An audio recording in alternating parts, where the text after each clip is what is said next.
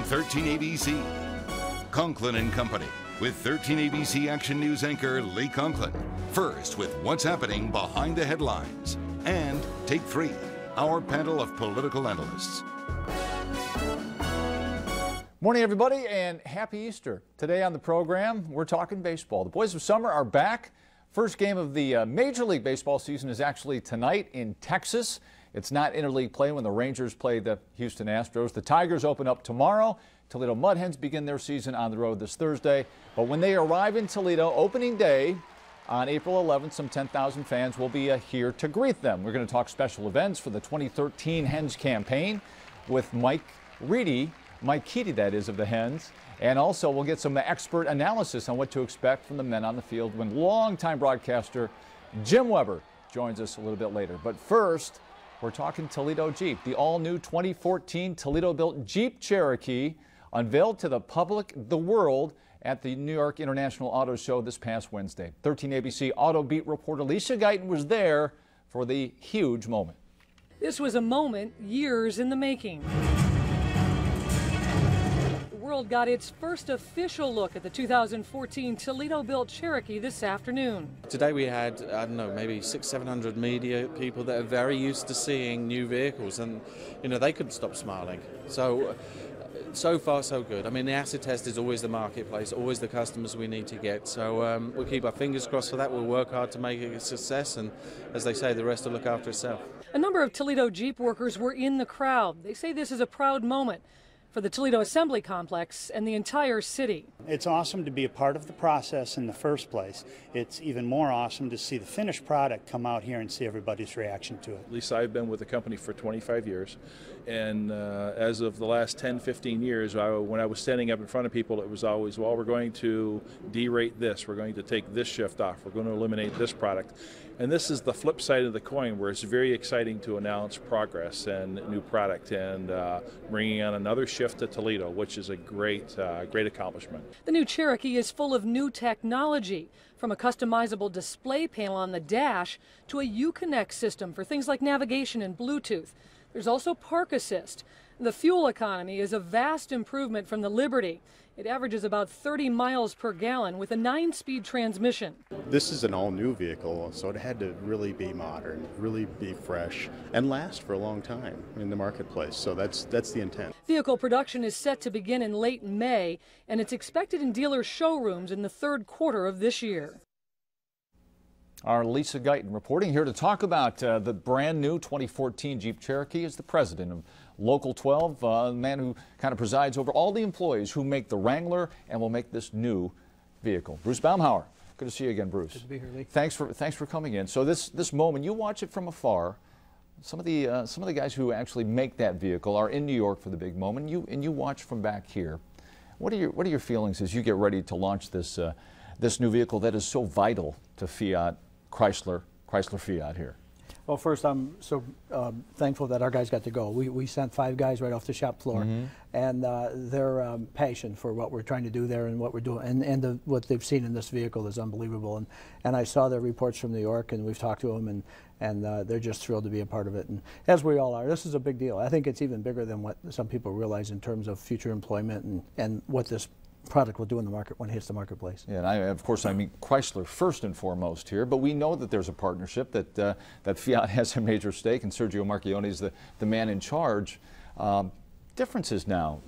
When you first took over, it was Chrysler, and then it was Daimler Chrysler, and now it's Chrysler Fiat. What are the differences? Yeah, we work with all of them. I think that the huge difference is Fiat is investing here in our products and in our facilities, where Daimler didn't. Daimler seemed to be more concerned about what was happening with their Mercedes products and their Benz products, and not so much with our stuff. And Fiat's all in this partnership with Chrysler. The second thing that's really huge is Fiat has a distribution network all throughout Europe that we can plug into now. We used to try to have a hard time to find some dealers somewhere over in Europe that would take our products. Now we've got the infrastructure to deliver them. So we've gone global now. We'll be making these Jeeps, in fact, for global consumption through Fiat's distribution network. So that's another big difference. And your impressions of this vehicle, because reviews were mixed, especially early when the pictures first came out. Now it seems to be going the other way, a lot more positivity on the 2014 Cherokee. Your thoughts on it? Well, my thoughts are, you can pull up to an intersection and look around and see 4 or 5 different SUVs, and you probably don't even know the nameplates on them because they all look similar. This is different. It looks different, and I think that's what we wanted to do and create something different. And usually when you come out with something different, everybody goes, "Wow, that's different," and then they say, "Well, that's what they like about it," and that's the exterior. As far as the interior goes, this thing is maintained its off-road capability, but has brought comfort and performance and handling to the on-road guy that wants to take it, and of course fuel economy. This thing's. And let's face it, most people don't go off-road.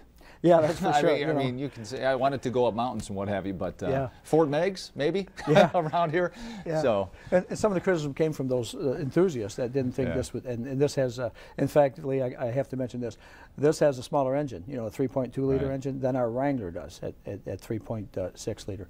This has 270 horsepower. The old Liberty had 210.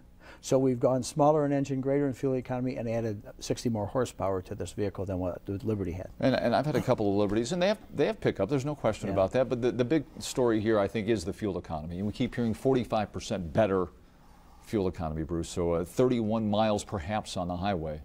That's a big change from the Liberty here. Yeah, 2 reasons. One is the new engines that they're putting in it, and the 9-speed transmission that Chrysler's going to marriage to those engines. And of course, when they talk about the 30, they're talking about that 2.4 liter 4-cylinder engine.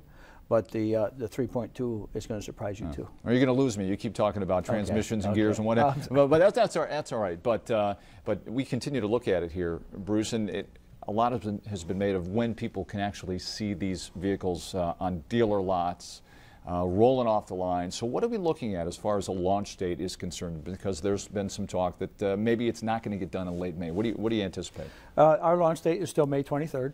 And we're scrambling to get that done. We want to make sure it's right, and that's why some people may have heard that. We keep tweaking things. So we want this car to hit the market and be perfect, and it's going to be.